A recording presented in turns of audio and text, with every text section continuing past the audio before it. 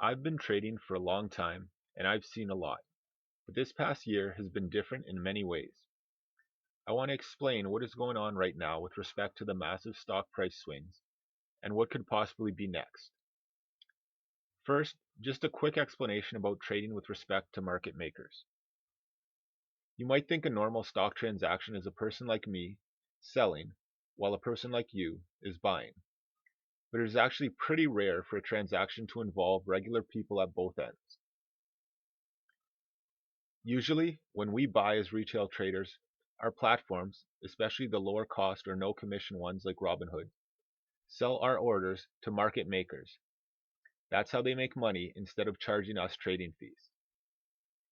These market makers know from our data that we are just regular people, so they think they're smarter than us and are willing to pay brokerages like the ones you see here in order to be the person on the other end of the trade, willing to take the opposite position as us, thinking that they're more wise. Instead of letting me sell to you, they buy from me and then sell to you and take a small profit along the way.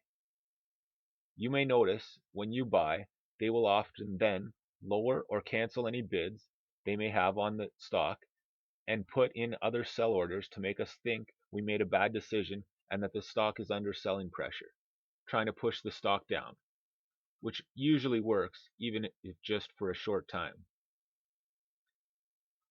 They often close their position very quickly and make small gains, scalping small amounts of money from millions of trades every day.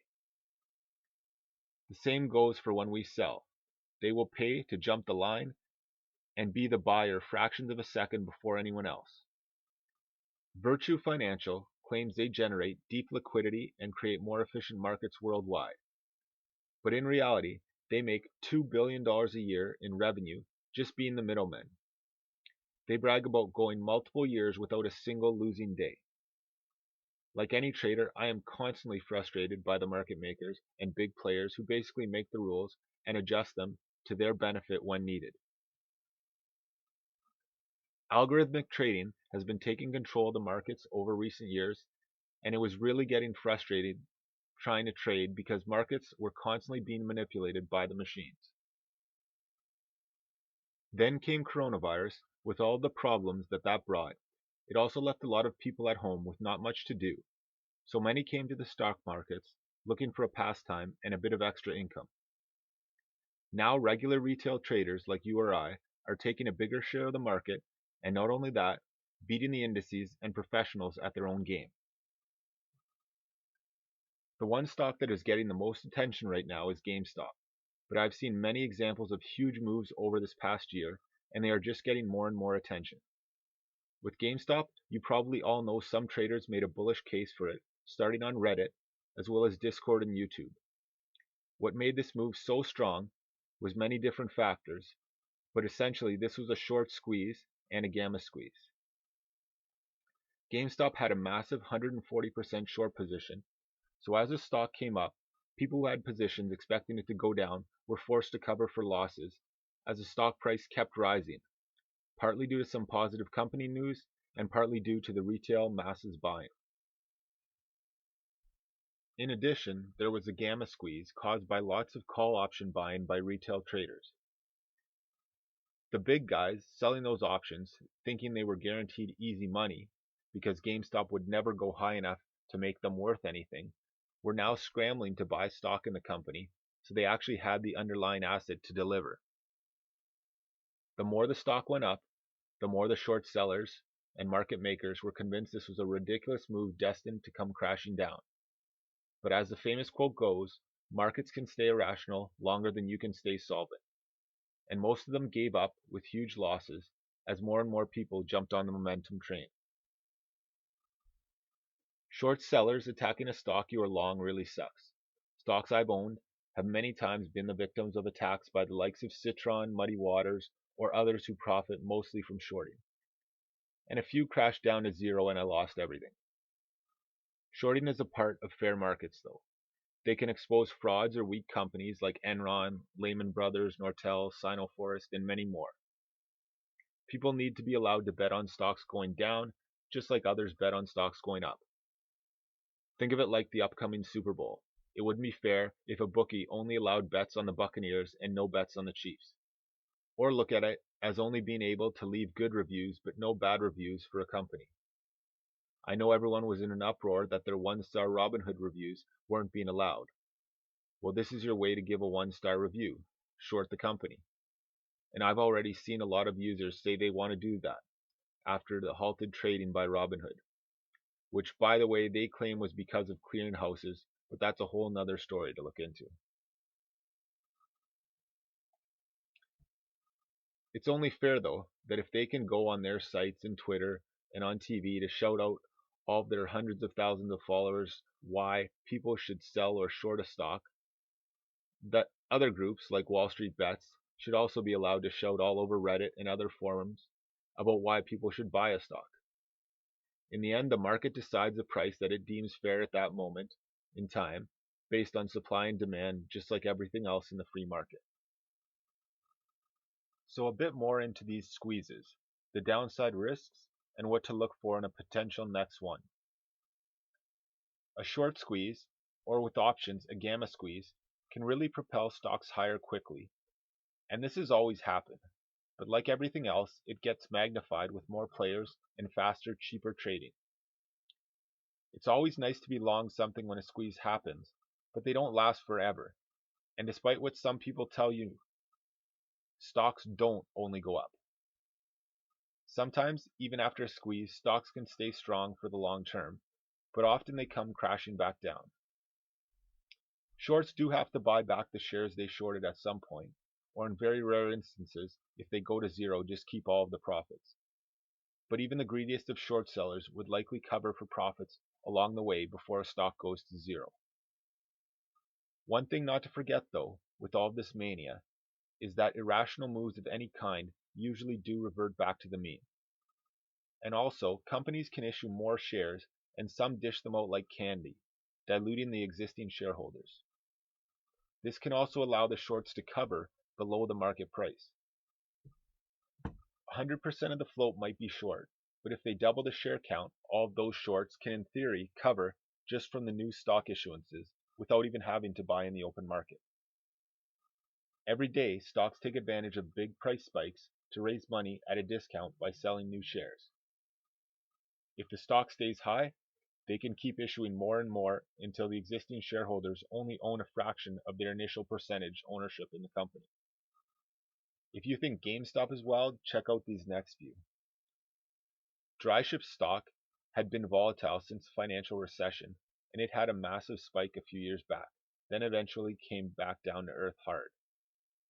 The company just kept doing offerings and reverse share splits to the point that on an adjusted basis the shares went from $60 million to $1 per share. And if you go back further to right before the financial recession, the stock would have been trading at $1.5 billion on an adjusted basis. Again, back down to $1. Anyone stupidly buying around either of those spike highs and holding on, hoping it would one day get back to those levels, would be left with essentially nothing but a bad memory. Earlier this year, Liberty TripAdvisor B shares had about a 2,500% move up in one day. Then it pulled back significantly that same day and has been volatile with spikes and pullbacks since. But again, chasing those highs would have you heavily underwater with no hope.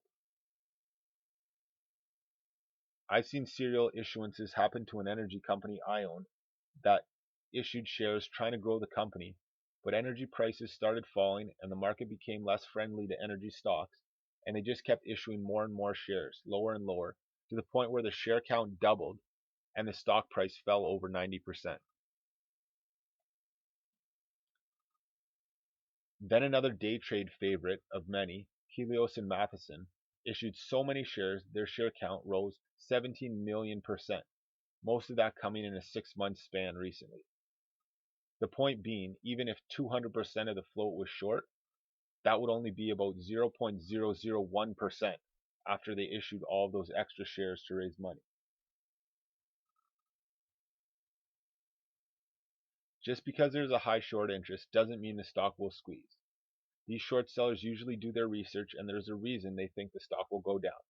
and they are often right. Their biggest mistake was thinking all of you retail traders were clueless idiots. Don't make that same mistake. Here are a few things that are also essential to get a good short squeeze. As we mentioned, the percentage of the float short indicates how many shares have been shorted and will need to be repurchased at some point as a percentage of the total number of shares. It is a major factor in getting a short squeeze, but by far not the only one. The higher the percentage gets, the more shares that need to be purchased at some point to cover the short position, and the more likely a squeeze will be to occur. If a stock is falling or stagnant, shorts are fine to hold on, but once it starts rising, stops can be hit, or those shorts will eventually reach a point of maximum pain and close out the trade to cut their losses, just like a long investor. The next one is shares available to short at different brokerages. That will indicate if there are shares available for someone who does want to go short. Some stocks are basically already maxed out, meaning most brokers have no shares to short even if you wanted to. Just like when some of you wanted to buy GameStop, but your broker wouldn't let you, shorts might want to short, but their broker won't let them if they don't have the shares to lend out. I don't see any available right now for the likes of AMC, GME, and several others that you've been pushing up lately, which means someone would have to cover their short for anyone else new to go in short. Therefore, when you buy and hold, then you just took out a seller and no new shorts can come in. So supply and demand dynamics can result in an obvious increase in price. Usually high-flying stocks that are expected to come crashing down are pretty difficult to find shares to short. And when they do become available, another shorter usually grabs them. If the stock falls significantly, then the shorts start to cover with less new shorts stepping in. So that is when you will see more shares available to short. There is also the borrow fee, which is what shorts must pay if they want to short the stock. Think of it as their interest, selling something they don't own yet. In addition, if the company pays any dividend, they also have to cover the dividends. So it can get expensive being short for longer periods of time. I've seen borrow fees on stocks like Beyond Meat, Zoom, Tilray, and several others, when they were spiking wildly, get up over 100%. And a quick search today, I found a few that are still over 100% in smaller names. Meaning, if someone wanted to be short for the entire year, even if the price went to zero, at the end of the year, they still would have lost their entire 100% gain in borrow fees. Now, usually these fees go down as people cover, but if you can get a stock that a lot of people really want to short badly, but not many shares are available to short, then they will cost much more in fees and make it that much more painful for the shorts if the stock isn't dropping. Again, GameStop and AMC have had ranges between 10 to 30% in borrow fees. Next is days to cover, which is the number of days it would take all of the shorts to buy back all of the shares they are short based on the average volume of the stock. This initially was in favor of smaller, lower volume stocks like GameStop, but now that all the people all over the world are trading in and out like mad, the shorts could actually cover all of their positions in under a day. But there are many stocks with low volume and a lot of shorts where it would take several days or even weeks for all of the shorts to get out. And then last, you need catalysts, something to get the stock moving. Sure, some of these retail trades, the vaccine news helped, new CEOs, better earnings, anything that gets people's eyes on the name and their money invested. I remember what got my eyes on GameStop, even though I didn't purchase it at the time, was the new gaming consoles coming out and people starting to talk about it on social media. Then the more attention they get, the more eyes get on it, the more buyers come in, and that just attracts more attention and it becomes kind of self-fulfilling. I'm not a financial advisor. I chose to be a little guy fighting for myself and earning my own way. So this is not financial advice, and always do your own due diligence. But here are a few stocks I'm looking at for possible squeezes similar to the GameStop and AMC ones. Cineplex, our Canadian theater operator, had a $34 per share takeover offer from Cinemark canceled because of the pandemic, and the stock fell into the $4 range before getting a solid bounce now, but still is only around $10. It has 165 theaters across the country and was paying a nice dividend before all of this turmoil. I can't find any shares to short at my brokerages, and they charge a modest 5.5% borrow fee for the shorts if they do have them. There isn't a large percentage of the float short, but if you US traders can trade over the counter in CPXGF, that has massive short interest, and the days to cover are extensive. This stock also tends to move with AMC, and with about 1/10 of the market cap, if only a tiny fraction of the AMC people jumped on this one, it could fly.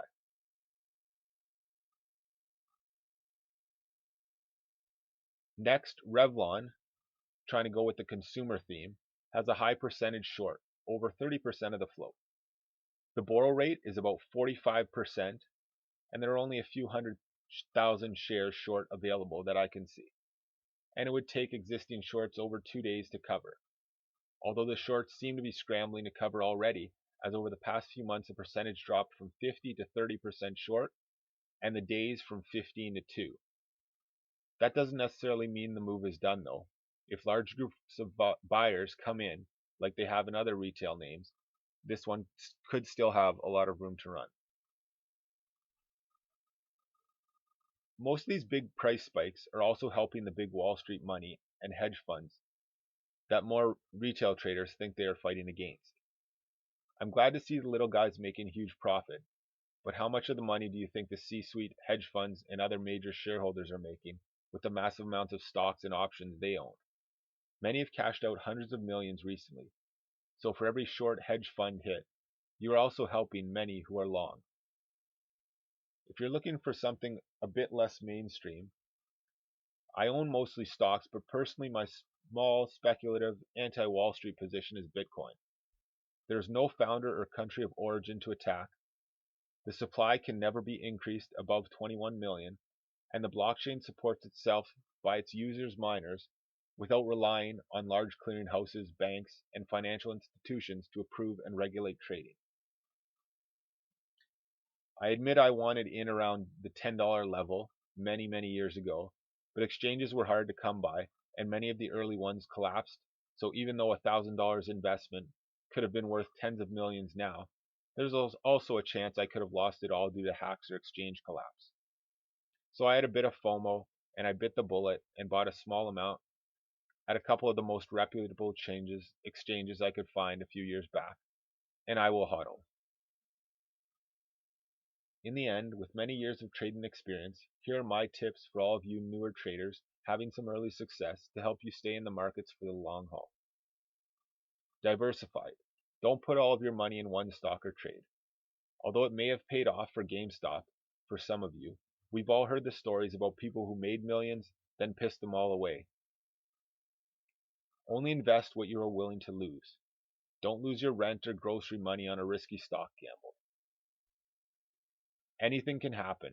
An asset can go up to infinity or down to zero in theory. Don't be stubbornly blind that your predicted outcome is the only possible scenario while ignoring all others. We're all wrong sometimes. You only make a profit when you sell or close out the trade.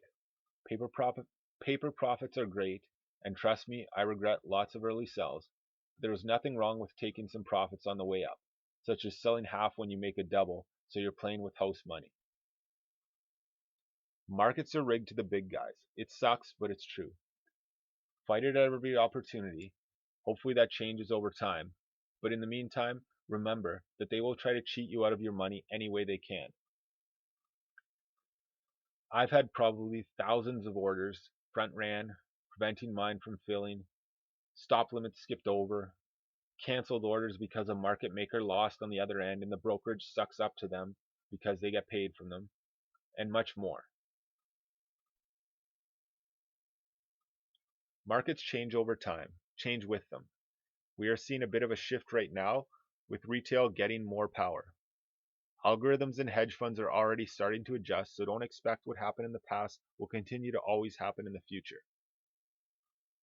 And finally, mix it up with different strategies. I invest in value companies for the long term, day and swing trade more volatile stocks, trade options with various strategies, use technicals, use fundamentals, develop my own ideas, take the ideas of others, and combine it all to be fairly successful no matter what the market throws at me. Subscribe to my YouTube, follow me on Twitter, Facebook, or StockTwits, check out my website, or all of the above. I'll have some links with this video. I love to talk stocks of any kind with anyone. Good luck in the markets.